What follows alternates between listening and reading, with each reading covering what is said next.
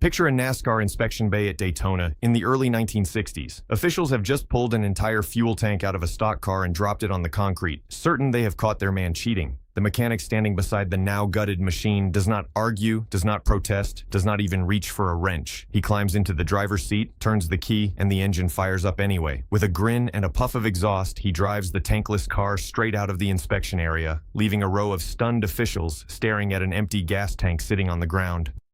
That mechanic was Smokey Yunick, known to the entire racing world simply as Smokey, and by the time this stunt happened, he had already spent more than a decade turning NASCAR's rulebook into something closer to a riddle only he knew how to solve. Born in 1923, Yunick flew bombing missions over Europe during World War II before he ever touched a stock car, and that wartime habit of solving impossible problems under pressure followed him straight into the garage. After the war, he opened a shop in Daytona Beach, Florida, and named it exactly what he believed it was, Smokey's best damn garage in town. It did not take long for NASCAR teams to realize the cars rolling out of that shop were not just fast, they were built by someone who read every line of the rulebook hunting for the one word officials forgot to define. Over the following decades, Yunick earned a reputation that mixed genuine engineering brilliance with a flat refusal to accept that a rule existed just because nobody had broken it yet. And what follows is a rundown of 9 of those tricks, the ones that made him the most notorious name in any garage NASCAR ever tried to inspect. That fuel tank incident from the opening actually traces back to one of his simplest ideas.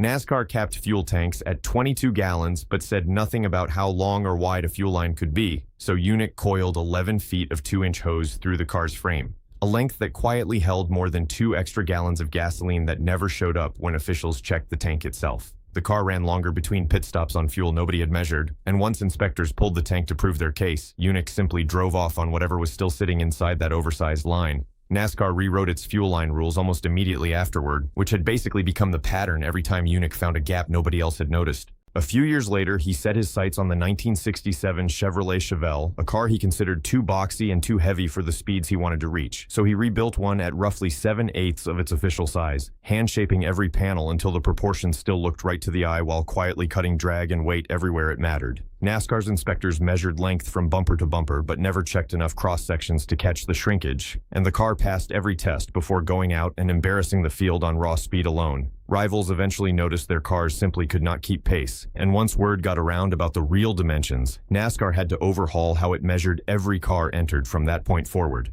Around the same period, Yunick looked at the roll cage protecting his driver and saw something nobody else had considered: a hollow structure that could double as a hidden fuel reservoir. He welded the tubing airtight, fitted a discreet inlet, and quietly filled the cage with gasoline that fed into the main tank during a race, letting the car run longer without an extra stop. Nothing in the rulebook addressed what a roll cage could or could not hold, and the trick only unraveled after an inspector noticed gasoline fumes clinging to a car that should have already run dry. NASCAR moved fast to regulate exactly what fuel systems were allowed to touch, but Yunick had already banked the wins the loophole was built for. Because nearly every NASCAR track at the time turned left far more than it turned right, Yunick mounted an entire car body slightly off-center on its chassis, shifting weight toward the inside of those turns without changing anything visible during a standing inspection. The car looked balanced, sitting still, and handled like nothing else once it reached speed, gripping corners that sent other drivers sliding wide. When a reporter eventually asked whether the setup was legal,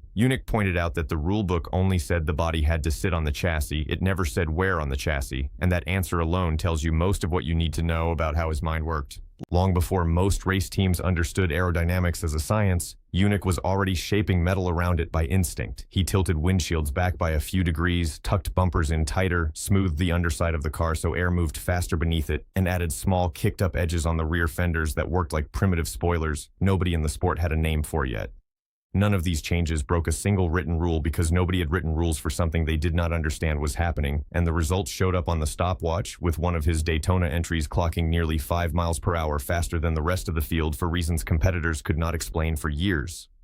NASCAR eventually introduced standardized body templates specifically to stop this kind of invisible shaping, long after Yunick had already proven how much speed was hiding in details nobody else was measuring. As Detroit kept searching for an answer to years of fuel shortages, Yunick spent time chasing an idea that sounded almost impossible. An engine that burned vaporized gasoline instead of liquid fuel for a cleaner, more complete burn. He eventually installed his hot vapor system in a Pontiac Fiero prototype that reportedly returned over 50 miles to the gallon, using engine heat to convert fuel into a fine mist before it ever reached the intake. The story drew plenty of skepticism from people with a financial stake in keeping fuel consumption right where it was, and the system never reached production, but NASCAR had already banned any version of vapor-based fuel delivery from competition without ever fully explaining its reasoning. When NASCAR officials started inspecting fuel tanks before races to catch oversized capacity, Yunick answered with a hidden magnet that deactivated part of the fuel pickup line right up until inspection ended.